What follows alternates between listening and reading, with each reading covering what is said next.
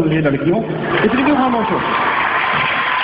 صدر عالیہ آج سے 30 سال قبل طارق عزیز شو کے قرآن انداز میں میری شادی شازیہ سے شازیہ اگر شازیہ ہی ہوتی تو میں صبر کر لیتا، مگر وہ تو امریکہ نکلی۔ امریکہ کا نام آیا ہے، سب مل کے ایک بار ہاتھ سن لیں۔ امریکہ کلسٹر بم مارتا ہے، شازیہ آتا ہے کنسٹر۔ امریکہ ڈرٹی بم مارتا ہے، شازیہ ڈرٹی کینڈل۔ امریکہ کو اس کا ماں برا لگتا ہے، میری بیوی کو میری ماں۔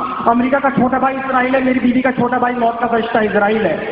صدر ذوالفقار شادی سے پہلے میں 80 کلو کا تھا اور اب 800 گرام کا رہ گیا۔ بہت اعلیٰ۔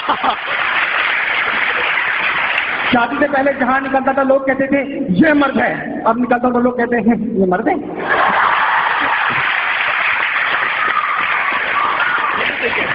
شازیہ چھوٹی موٹی بھینگی ناٹی کالی اور اتنی کالی کہ ویسٹ انڈیز والے اس سے ویزا بھی نہیں مانگتے۔ ایک دن شازیہ کا ٹکراؤ راستے میں سہیل بڑائی کے سوال و جواب کے شوقین فوراً شازیہ سے سوال کر بیٹھے، آپ تو وہ پہلی خاتون ہیں، آپ تو وہ پہلی خاتون ہیں جن کا منہ ان کے بالوں سے زیادہ کالا ہے۔ بہت اعلیٰ۔ آپ کا دعویٰ ہے کہ آپ انسان ہیں، یہ کھلا تضاد نہیں۔ اس انٹرویو سے پہلے سہیل بڑائی کے صرف دانت نظر آتے تھے، اس انٹرویو کے بعد ان کے دانت نظر آنے کے لیے بچے ہی نہیں۔ صدر ذوالفقار، میں لڑکیوں کے سامنے تقریر کرتے ہوئے تھوڑا گھبرا رہا کیونکہ لڑکیاں محنتی بھی ہوتی ہیں اور طاقتور بھی۔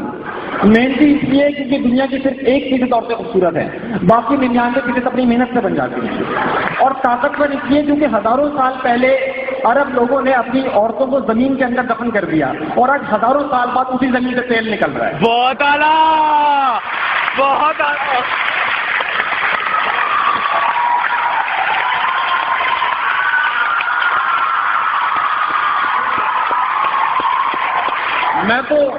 میں تو اپنے بچوں کے سر پہ تیل بھی نہیں لگاتا، کہیں تیل دیکھ کر امریکہ حملہ نہ کر دے۔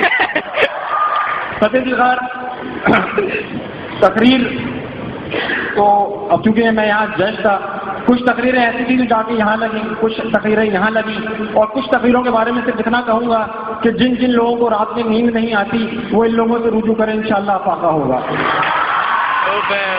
مگر اب تھوڑی سی کچھ سیریس بات، میں صرف اتنا کہنا چاہتا ہوں کہ سب نے یہاں عراق، افغانستان، چیچنیا، بوسنیا، فلسطین، کشمیر، 1947 سب تمام قصے بتا دیے، لیکن ہمارا پرابلم یہ نہیں ہے۔ ہمارا پرابلم یہ ہے کہ ہم کو یہ نہیں پتا کہ ہم کو کس چیز سے کیا سیکھنا ہے۔ راکیش مہرا نے ایک فلم بنائی رنگ دے بسنتی، بھارتی دفاع کی کمزوریاں اپنی قوم کے سامنے رکھ دی اور اپنے نوجوانوں میں ایک نئی امنگ، ایک نیا حب الوطنی کا جذبہ بیدار کیا۔ مگر پاکستانی قوم کے نوجوانوں نے فلم دیکھی، سب نے دیکھی، میں نے بھی دیکھی، آپ نے بھی دیکھی، مگر اس فلم سے کچھ سیکھنے کے بجائے آپ نے عامر خان کا ہیئر اسٹائل کاپی کر لیا۔ ارے ہم تو وہ قوم تھے کہ اگر چور کا نام فاطمہ بنت محمد بھی ہوگا تو اس سے بھی ہاتھ کاٹ دینے کا حکم تھا، اور آج ان کے وارثوں کا یہ حال ہے کہ ایک معاہدہ کر کے قوم کا 90 ارب روپیہ معاف کر دیا جاتا ہے، اور ہم اور آپ کچھ نہیں کرتے کیونکہ میں اور آپ تو صرف تقریر کرتے ہیں۔ ارے پتھر کے صنم ہو کے مرمر کے صنم، بت قدوں میں کوئی عبادت نہیں ہوگی ہم سے۔ ارے جھوٹ ہی بولے صداقت کے پیغمبر بھی بنے، ہم کو بخشو یہ سیاست نہیں ہوگی۔ بہت اعلیٰ۔ یہ تقریر ایک اتنی طاقتور چیز ہوتی ہے کہ چیئرمین ماؤ زے دونگ نے اپنی نشے میں ڈوبی ہوئی قوم کے سامنے ایک تقریر کی، چینی قوم جس کو پوری دنیا اوپین نیشن کہتی تھی، ماؤ زے دونگ کی ایک تقریر کے بعد وہ چینی قوم آج اتنی جاگ گئی کہ وہ دنیا کی سب سے بڑی اکنامک سپر پاور ہے، اور آج چائنا کا یہ دعویٰ ہے کہ 2020 تک دنیا کی تمام فیکٹریوں پر تالے لگ جائیں گے اور ہر تالے پر بھی لکھا ہوگا میڈ ان چائنا، اور میں اور آپ پھر بھی خاموش رہیں گے کیونکہ میں اور آپ کو صرف تقریر کرتے ہیں۔